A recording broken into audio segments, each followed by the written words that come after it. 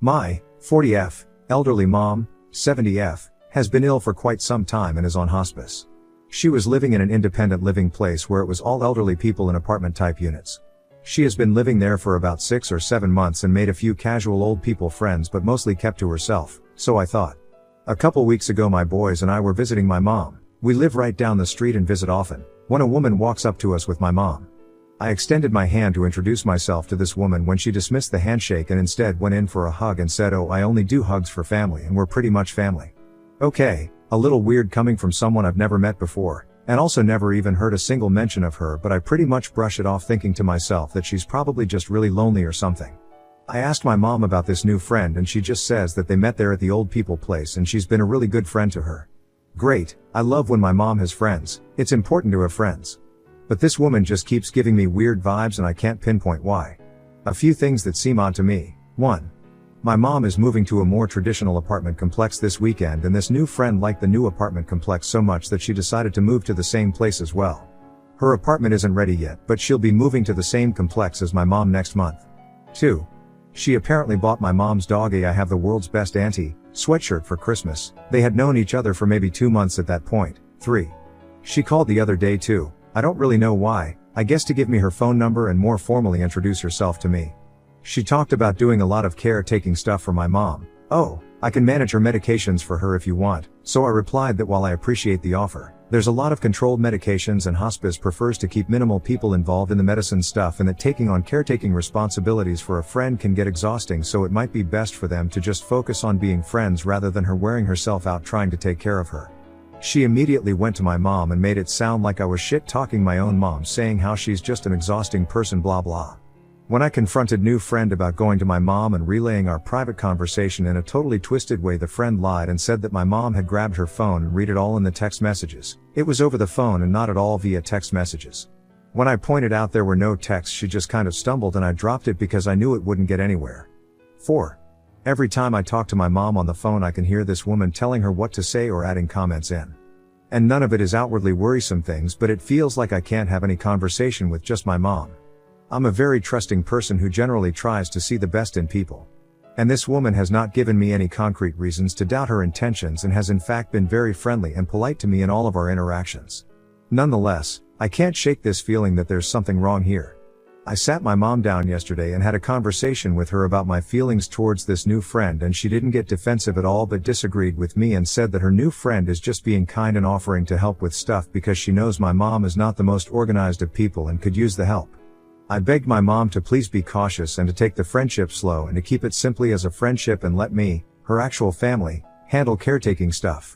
Despite no changes in medications, my mom has been more confused lately and comes across to me like she's overtaken medication, but I only give her 1 dose at a time and the rest is locked up at all times, so it isn't that. But just to be safe, since she's more confused lately, I took my mom's credit and debit card so no one can take advantage of her financially. Reddit, please help me figure out what this woman would have to gain in coming between my mom and I if it isn't medication or money. I don't know how to do a background search or if that's legal for any random person to do. But I did look this new friend up on a couple websites and all I learned from that is that she has a lot of also known as names, but I can't find anything else. I'll pay for a background search if anyone has a recommendation for good ones. We're in California. Does any of this raise any red flags to anyone else, or am I just being too overprotective of my mom on this? Oh, I almost forgot. I called one of my mom's oldest and closest friends the other day and asked her if she's met his new friend, and if so, what was her impression. She said, "Honestly, I don't know why I feel like this, but just get a bad feeling about her. I just feel like she's up to no good." Hearing this made me feel better in that I'm not the only one to pick up on something, but I don't know what, if anything, to do about it all. Update 1. Thank you so much for all of the responses and heartfelt advice. I'm so sorry to have been MIA for so long after I originally posted, but it's just been a lot. I needed to take a beat to take it all in and deal with the punches from real life that kept coming my way. Immediately after I posted last, I went to talk with my mom. I explained my concerns and she agreed to the 2 cameras I put up in her apartment. On moving day I was out of the apartment for a few minutes taking my kids back to my house when I logged onto the camera app to test out the settings. I overheard my mom and the friend talking about me. It was not very nice and very much seemed like the friend was just teeing things up to come between my mom and I. My mom was playing right into it. The friend, I'll just call her Fran to make it easier, was gone when I got back to the apartment, but I got into it with my mom. I was crying, telling her how hurtful it is to hear my own mother participating in a negative conversation about me after everything I do and have done for her. She cried, I cried, it was awful. But at the end I had at least convinced her that Fran was up to no good.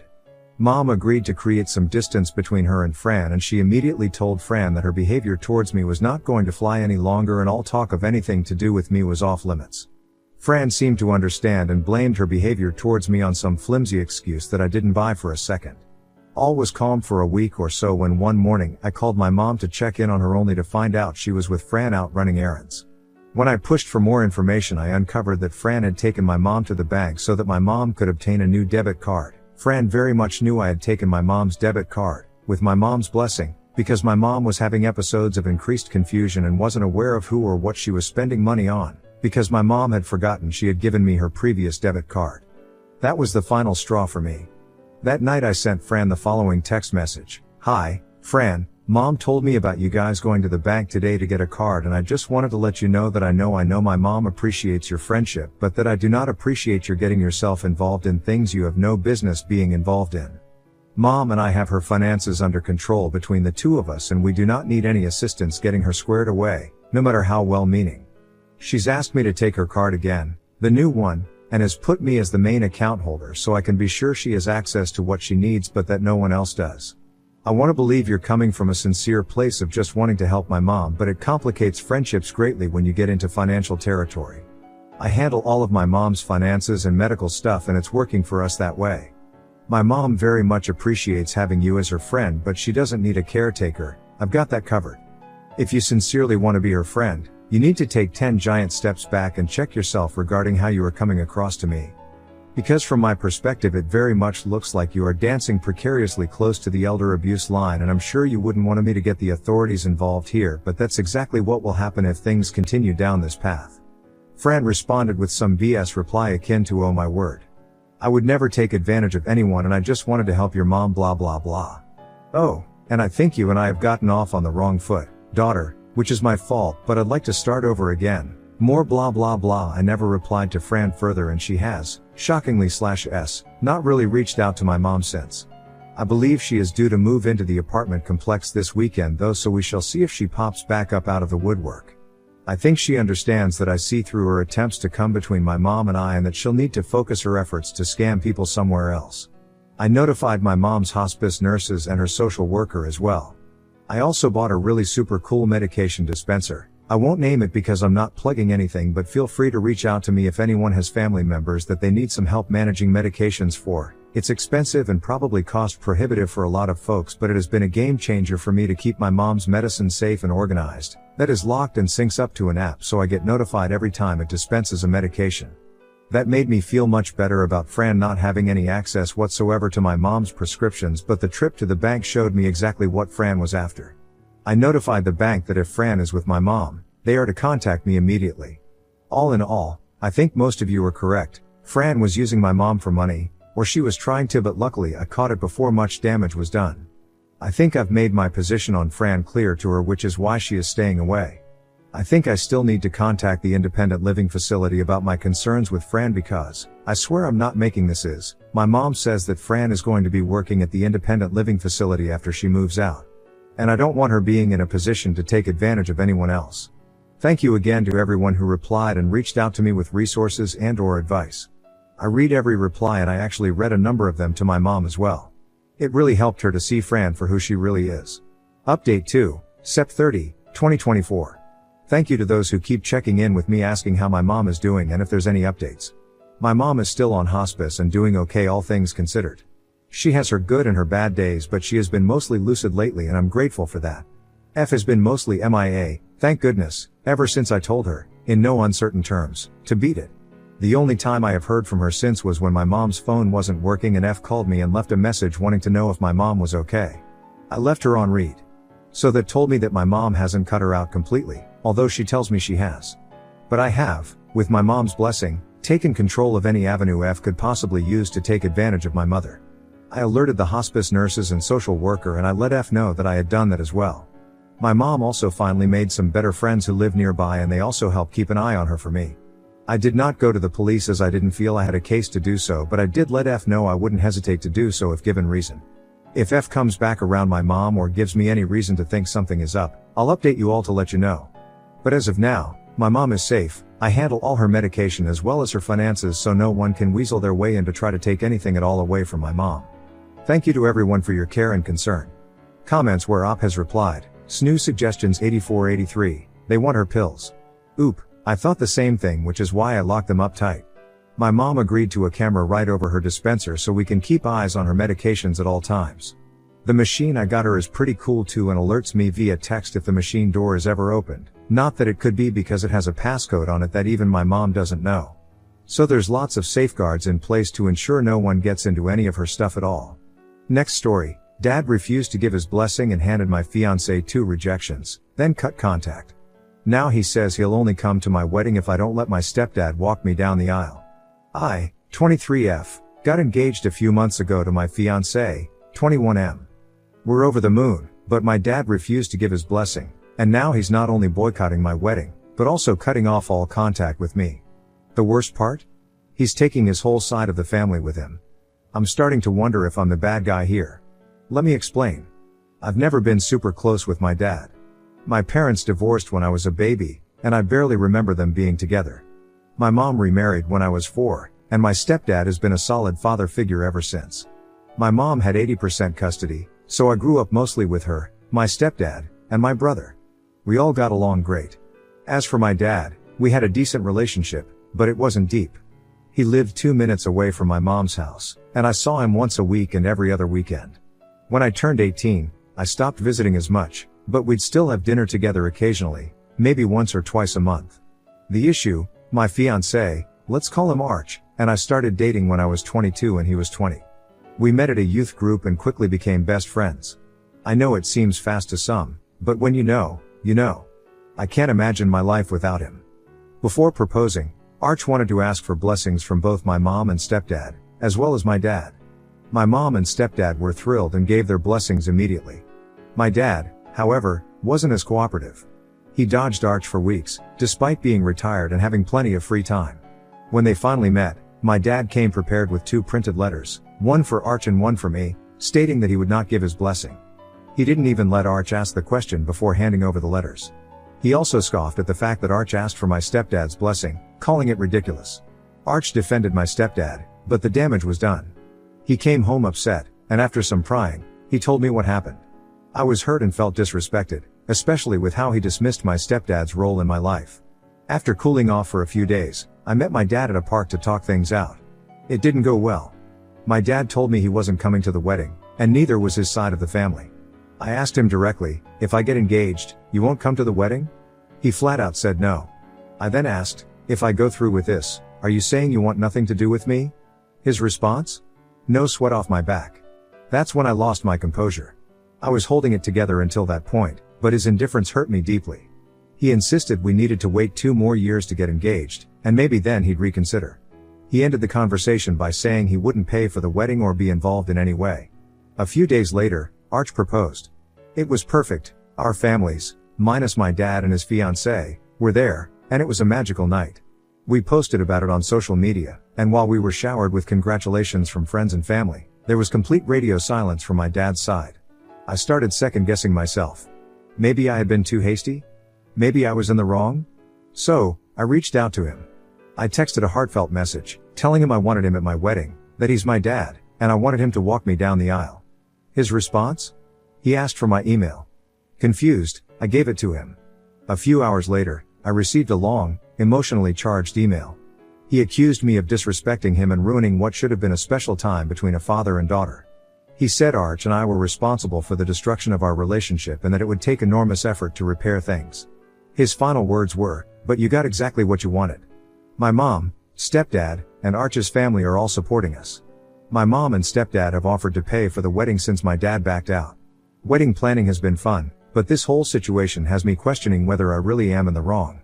So Reddit, Ida for moving forward with my engagement and wedding plans despite my dad not giving his blessing? Edit 1. Editing because there has been a few comments regarding this.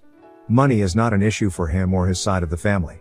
So the waiting 2 years has nothing to do with saving. and he is not trying to get out of paying for the wedding. He is retired and has been for quite some time. Edit 2. I can't reply to all the comments mentioning this, so I will write it here. I wanted my fiancé to ask my parents out of respect, I guess. I always thought it was a sweet gesture, but we viewed it as a way to include them in this next stage of life rather than viewing it as asking permission for him to marry me. I'm not sure how to properly articulate it though, sorry. And as for my mom and his relationship, they were always very civil, and I'd go as far as to say they were friends my whole life. There was never any fights, in front of me and my brother at least, and my mom and stepdad would invite him and his fiancée to parties we would have. I'm not 100% sure the reason for their divorce, though I can speculate. It just wasn't something we talked about. And I will add that they chose the custody themselves and did not have a court battle, as I've seen a few comments say. There was never a fight for custody. He chose to move out and live 2 minutes away. My mom did not want his money. That was also never a fight. She just wanted to spend Christmas with us and stay in the house. Smile comments where Op has replied. Commenter 1. Info. Did your mother and father marry young? Oop. Not super young, no. But they did marry pretty fast. However, my mom remarried her now husband after 11 months and they've been together since I was 4. I did bring this up to him, during our long talk, to see if that was his reasoning, and he said it's not really about that. Oop on if her father's fiancé might be the reason for the disagreement. Oop, it's possible, but I'm not sure why. Her and I had a great relationship before all of this. Not super close, but always looked forward to seeing one another. I have not heard from her since any of this. Oop on what the possible problem was that her father was not sharing with her? Oop, I ask myself the same. I think part of it is that he asked my stepdad and mom for their blessings first. And I think he thinks we're too young. I have talked to my fiancé, my mom, his parents, and some people in our lives who would be considered mentors to us. We do couples counseling to ensure we are making the right decisions, and it helps us to have a healthy marriage and relationship. Has Oop been that closer to her father? Oop, well, yes, we are not close, but I have always respected and valued him as my father. So I've always wanted him and my stepdad to walk me down the aisle and have a father-daughter dance with both of them. I am more confused with his response to all of this. Update. September 28, 2024. This whole thing went down about 4 months ago, and I hadn't spoken to my dad since, until a few days ago. He texted me, which I didn't notice right away since I've had his notifications silenced. When I finally saw it, I was walking out of work and literally dropped everything. RIP to my Celsius and the lip liner that rolled out of my bag. You will be missed. His message read, I am texting you because we need to have a conversation. I debated whether to even respond, but my peace of mind, and, let's be honest, my anxiety, got the better of me. I texted back, I'm open to having a conversation with the intention of moving forward, not rehashing the past. We scheduled a call for the next day. Fast forward to the call, he starts by saying he loves me and that hasn't changed. Then, almost immediately, he switches to how upset and disappointed he is that he had to reach out first. What? He then asked if we've set a wedding date. I told him it's late next year, hoping maybe he'd changed his mind. But nope. He followed that up with, do you have a venue? I said yes. His response? So, this is happening. Well, I'm not telling anyone in the family not to go. That's their choice. There aren't sides. I tried to explain that there are sides because no one in the family knows my side of things. I'm not super close with that side of the family, except for my grandma, who made it clear she's on his side. He cut me off, saying he didn't want to be on the phone long, and that's all he had to say. I asked if I could ask a question before he hung up, and he agreed. So I asked, do you stand by your decision not to come? His answer, it depends on how I'm treated. At this point, I'm floored. I asked him to elaborate because I've never been disrespectful to him. And then it all came out. He feels like he deserves the title of father of the bride and thinks it's completely disrespectful to him if I let both him and my stepdad walk me down the aisle. He went on to double down and say that my stepdad should never have been asked because it wasn't his blessing to give, and he's my biological father. He would only consider coming to the wedding if he's treated with the respect he deserves by having the sole title of father of the bride. And then, the kicker, he told me that my mom needed to call him to talk about all of this. Okay? Well, my mom is having none of that. She's refusing to call him, rightfully so, and is protecting her peace. As she should. If he wants to talk to her, he can pick up the phone and let her know that himself. I'm still reeling. Originally, I was fully planning on sending him an invite, but now? I don't even know what to say. The whole thing feels so messed up. My fiancé's parents are upset, and so are my mom and stepdad. I'm honestly at a loss. I didn't expect to be giving an update this soon, or at all. But here we are. I haven't spoken to him since that call and I'm thinking about writing a letter to him. I want to take a few days to calm down first, though, before I decide anything. If I do send something, I'll update again. For now, this is where things stand.